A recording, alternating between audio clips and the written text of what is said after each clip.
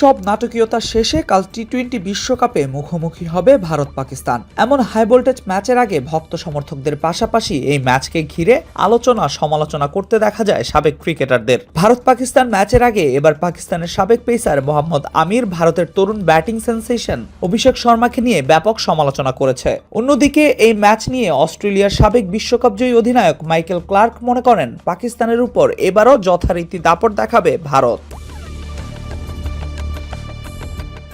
পাকিস্তানের জনপ্রিয় talk show হার না মানা হ্যাঁতে আমির অভিষেককে সির্ফ একজন স্লগার আখ্যা দিয়ে তার ব্যাটিং টেকনিক নিয়েও প্রশ্ন তুলেছেন।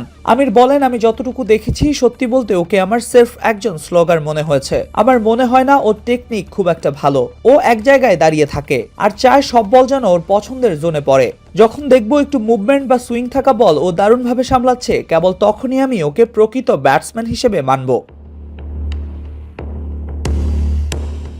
এছাড়া সেই অনুষ্ঠানে পাকিস্তানি বোলারদের অভিষেককে আউট করার জন্য একটি টিপসও দিয়েছেন তিনি। তার মতে অভিষেককে আউট করার সেরা উপায় হলো শরীর লক্ষ্য করে বল করা আর স্লোয়ারের ব্যবহার। আমির যখন অভিষেককে নিয়ে বিরক্ত, তার ঠিক উল্টো পথে হাঁটছেন মাইকেল ক্লার্ক। এই অস্ট্রেলিয়ান সাবেক ক্রিকেটারের বাজির ঘোড়া অবশ্য ভারত।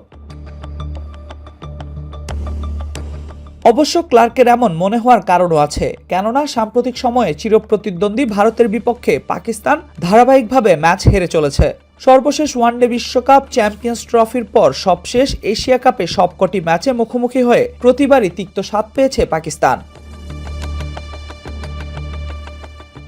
এ নিয়ে কদিন আগে ভারতীয় টি-20 অধিনায়ক সূর্যকুমার যাদবও পাকিস্তানকে খোঁচা দিয়েছিলেন। তখন তিনি বলেছিলেন ভারত পাকিস্তান ম্যাচে এখন আর কোনো প্রতিদ্বন্দ্বিতাই দেখেন না তিনি। এবার মাইকেল ক্লার্কও বলছেন চলমান বিশ্বকাপেও ভারত জয়ের ধারা ধরে রাখবে।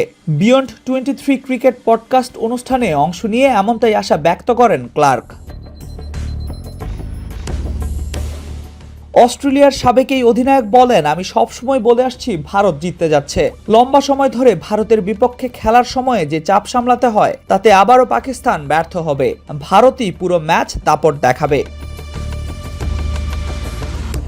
ক্লার্ক আরও মনে করেন পাকিস্তান তার সেরা অবস্থানে নেই, তাই তো ভারতকে হারাতে পাকিস্তানের সবচেয়ে ভালো পারফরম্যান্সটা দরকার। তিনি আরও বলেন ভারতে খেলার চেয়ে শ্রীলঙ্কায় খেলাটা ভিন্ন।